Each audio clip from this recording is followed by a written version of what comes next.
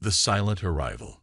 The Galactic Conclave Station orbited the neutral world of Proxima Centauri VI, its crystalline spires gleaming in the light of the system's twin suns. Within its grand chamber, representatives of 217 species gathered in tiered seating, their voices a cacophony of clicks, whistles, and rumbles translated into a common frequency by devices embedded in their ceremonial garments. High Archon Zex Trill of the Vespid Imperium raised all four of his upper appendages, silencing the chamber. His exoskeleton glinted under the chamber's illumination, polished to a shine that signified his status among the gathered delegates. Esteemed colleagues, his translator projected, the metallic voice echoing across the chamber. Our sensors have detected an approaching vessel at the outer boundary of this system. It bears markings consistent with the newly discovered human civilization.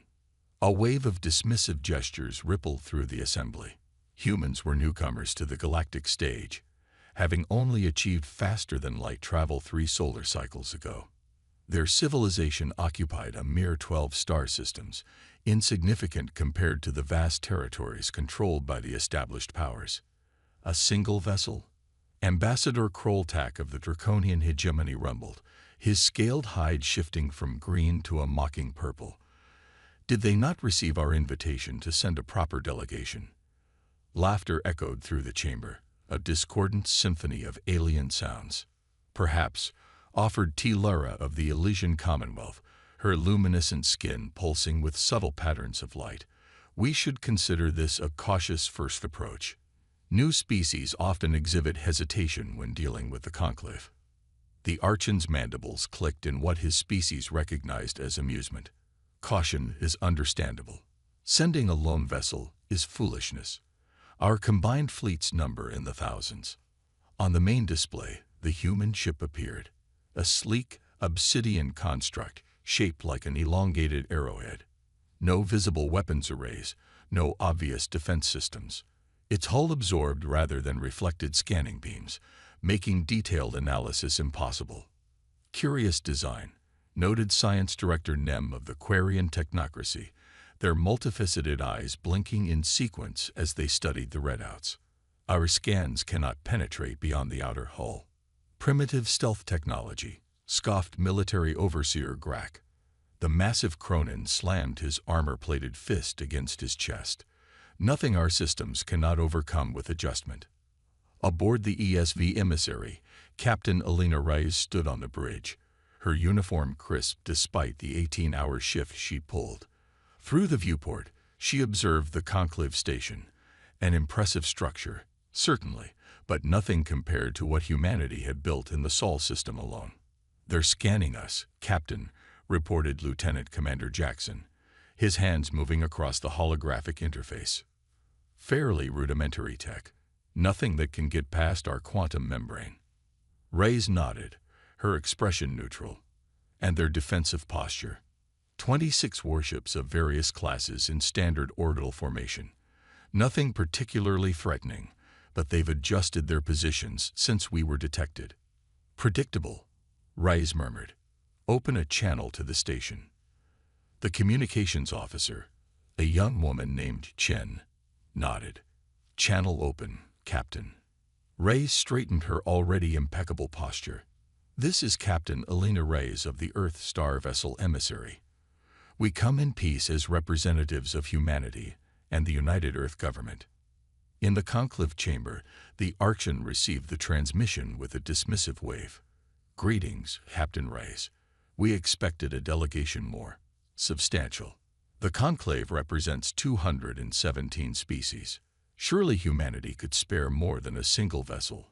Reyes' image on the chamber's main display revealed nothing of her thoughts. "Quality over quantity, Archon. The emissary is sufficient for our purposes." The Draconian ambassador hissed, scales flushing crimson. "Arrogance. Your species has barely left its cradle. You know nothing of galactic politics or power." "Perhaps," Reyes replied, her tone unchanged. "We request permission to dock and present our credentials." The Archon conferred briefly with his advisors, their chittering untranslated for the broader audience. Finally, he turned back to the display. Permission granted, Captain. A reception party will meet you at Docking Bay Epsilon 9.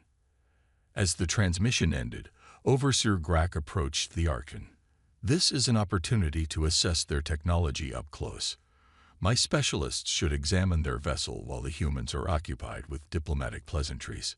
The Archon's mandibles clicked rapidly, a sign of approval.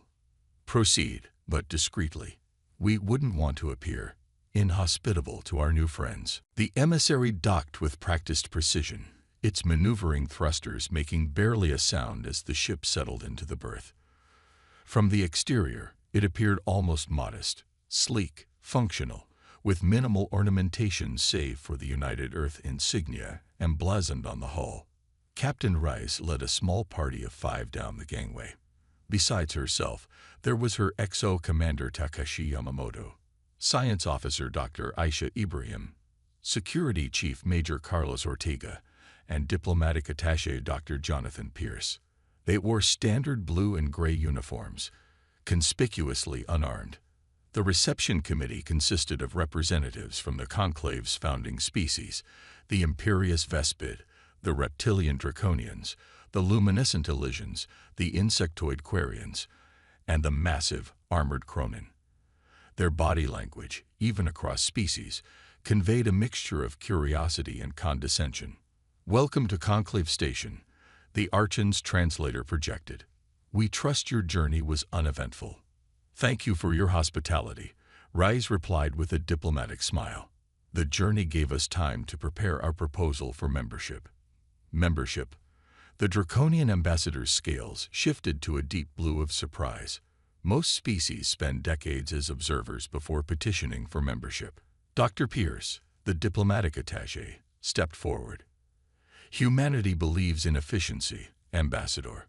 We've studied your charter thoroughly and believe we meet all criteria." While the diplomatic exchange continued, a team of Quarian technicians approached the emissary under Overseer Grack's supervision.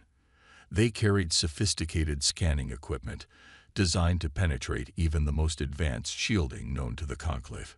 "Proceed," Grack ordered. "I want to know every secret this primitive vessel holds."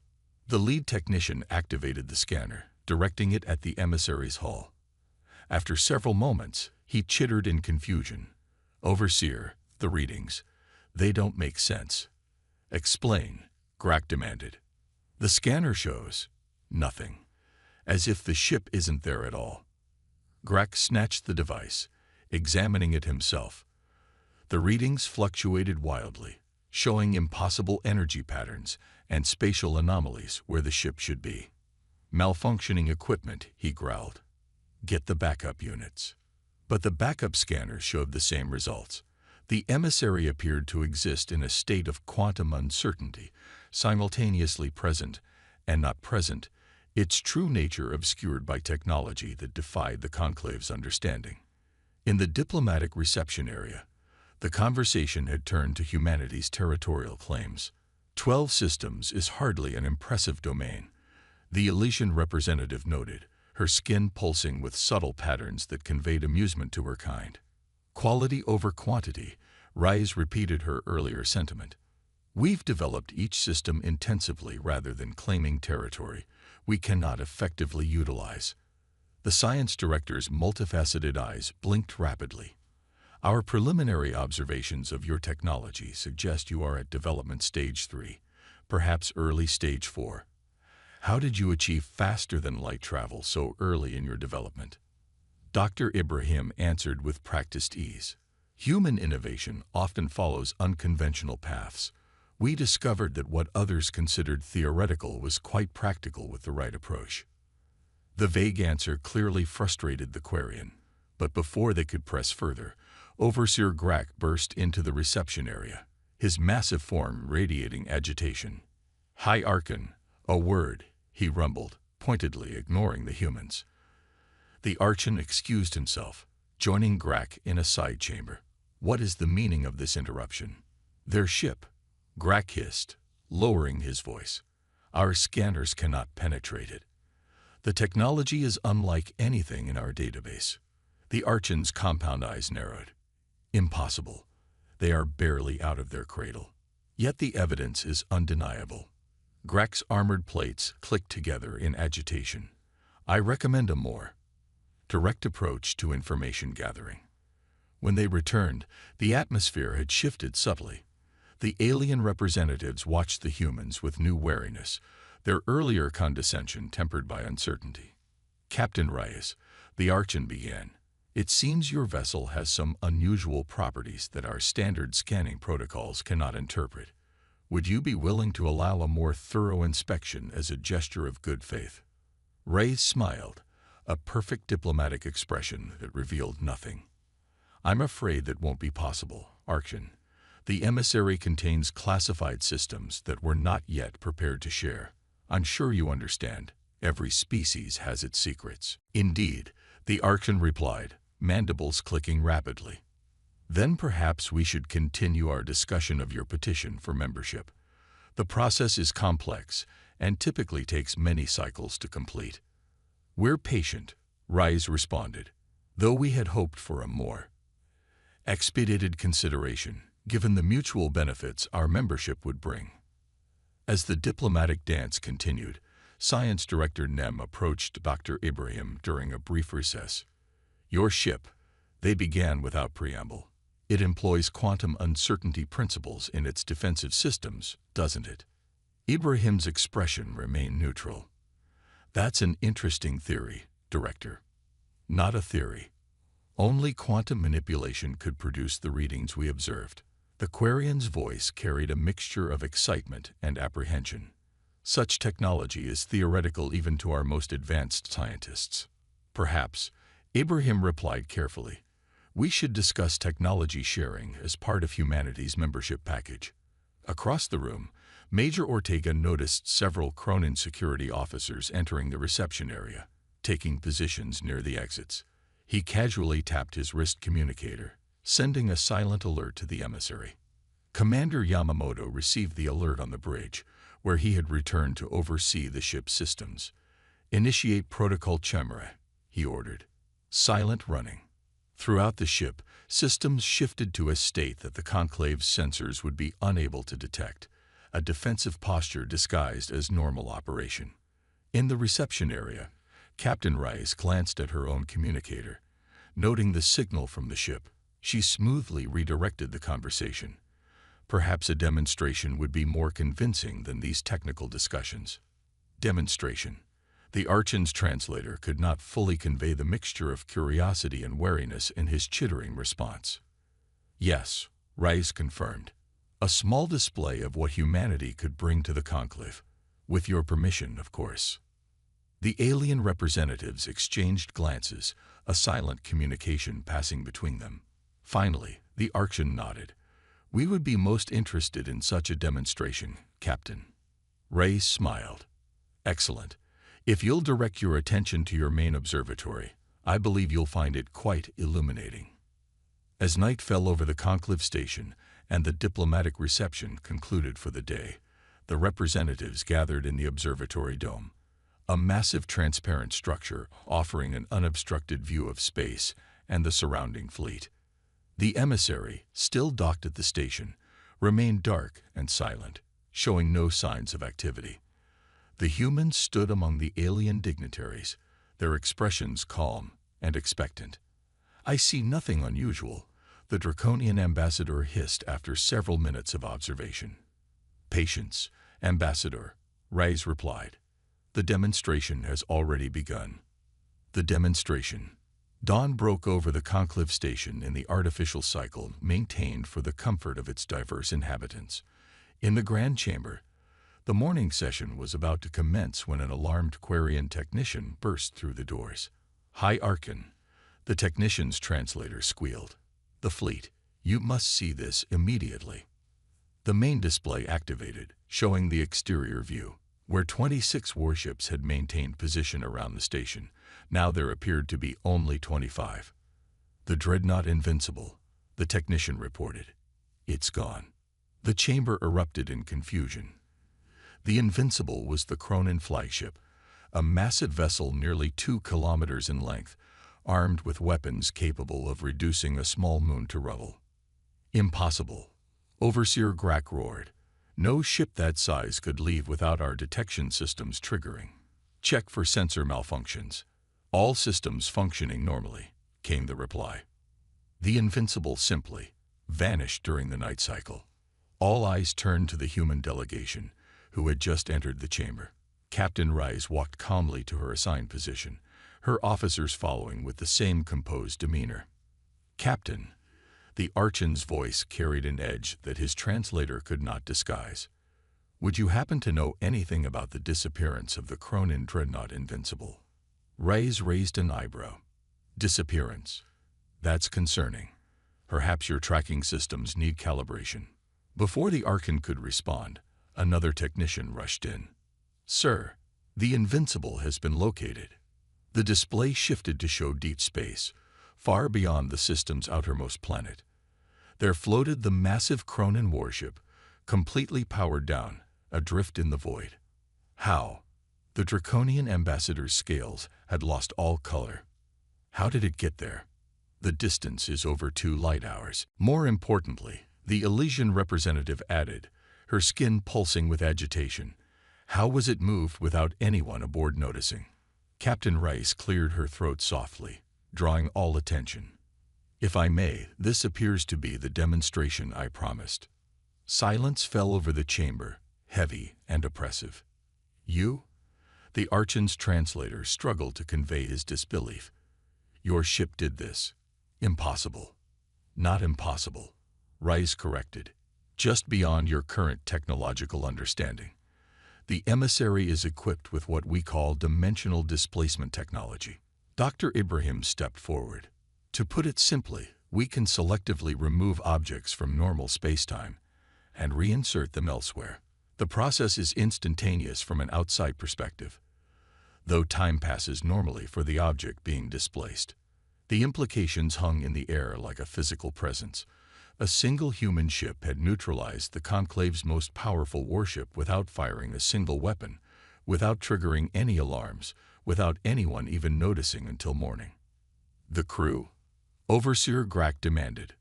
"Unharmed," Rice assured him. "They experienced nothing more than a momentary disorientation. Your communication should be restored now if you wish to confirm." The Overseer frantically activated his communicator, barking orders. After a tense moment, the relieved voice of the Invincible's commander confirmed they were indeed unharmed, though thoroughly confused about their sudden relocation. "This technology," the science director whispered, multifaceted eyes wide with wonder and fear. "It violates fundamental laws of physics as we understand them." "Not violations," Dr. Ibrahim corrected gently. "Just a more complete understanding of those laws." The Archon's composure had cracked, his mandibles clicking rapidly in a pattern his species recognized as extreme stress.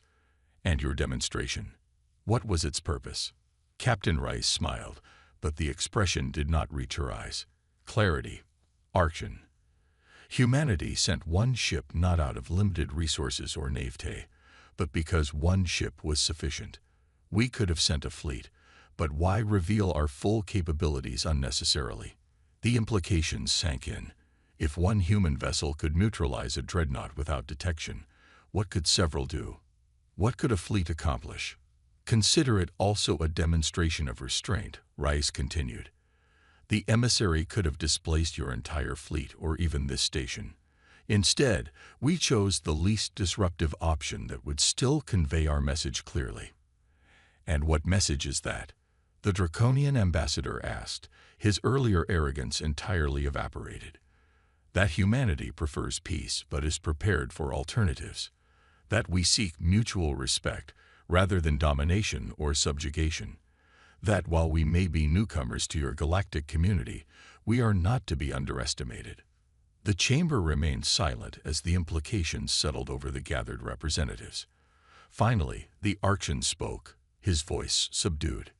"Captain Rice, it seems we have misjudged humanity's capabilities.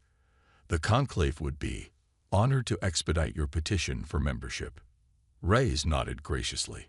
"We appreciate your reconsideration, Archon, and as a gesture of goodwill, the emissary will assist in returning the Invincible to its proper position." Within moments, the massive dreadnought reappeared in its original orbit, as if it had never left.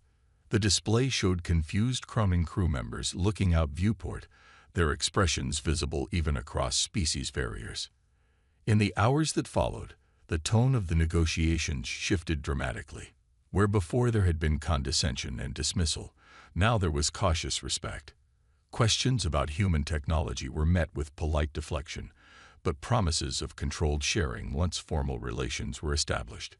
By station evening, the preliminary membership agreement had been drafted, granting humanity observer status with an accelerated path to full membership, a process that typically took decades compressed into a matter of months. As the human delegation prepared to return to the emissary, the science director approached Dr. Ibrahim one final time. "The dimensional displacement," they said quietly. "It's not your most advanced technology, is it?" Ibrahim smiled enigmatically. "Science director, humanity has a saying. Never show all your cards at once." Cards. A game metaphor. It means to keep some capabilities in reserve. The Quarian's multifaceted eyes blinked rapidly. "Then what we witnessed today was impressive but appropriate for first contact," Ibrahim confirmed. "Sufficient to ensure respect without triggering unnecessary fear." Aboard the emissary, Captain Rice reviewed the day's events with her senior staff in the secure conference room. "Mission accomplished," Commander Yamamoto noted. "The Conclave now understands we're not to be trifled with." "Without us firing a single shot or making an explicit threat," Major Ortega added. "Clean and effective." Dr. Pierce, the diplomatic attaché, nodded. Their body language shifted completely, from dismissal to respect in less than a day. "And the real technology?" Rice asked, turning to Dr. Ibrahim. "Still completely secure," the science officer confirmed. "They believe the dimensional displacement is our ace. They have no idea about the quantum replication or the consciousness transfer capabilities." Rice nodded, satisfied. "Then we've achieved the perfect balance. Demonstrated enough strength to ensure they treat us as equals, without revealing our true capabilities." "And the Conclave?" Yamamoto asked. "Will make valuable allies," Rice replied. "Their technology may be behind ours in some areas, but they have centuries of experience in galactic politics and resource management that we can learn from." As the emissary disengaged from the Conclave station the following morning, the gathered representatives watched with new eyes. The sleek black ship that had seemed so insignificant now loomed large in their consciousness, a symbol of humanity's unexpected power. "We were fortunate," the Elysian representative murmured, her skin pulsing with relief patterns.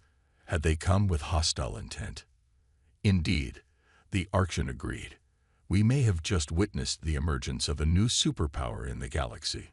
The emissary's engines flared briefly, and then the ship simply vanished, slipping between dimensions in a way that defied the Conclave's most advanced sensors. Aboard the vessel, Captain Rice sat in her command chair, a small smile playing at the corners of her mouth. First contact had gone exactly as planned. Humanity had arrived on the galactic stage, not as supplicants, but as equals, perhaps even as superiors. "Set course for Earth," she ordered. "I believe United Earth Command will be quite satisfied with our report." As the emissary traveled through the dimensional corridor that made light speed seem glacial by comparison, Rice reflected on the age-old human strategy that had served them once again. Speak softly, but carry a big stick. Humanity had spoken softly indeed, and the Conclave now understood just how big their stick really was. The lone ship had been enough after all.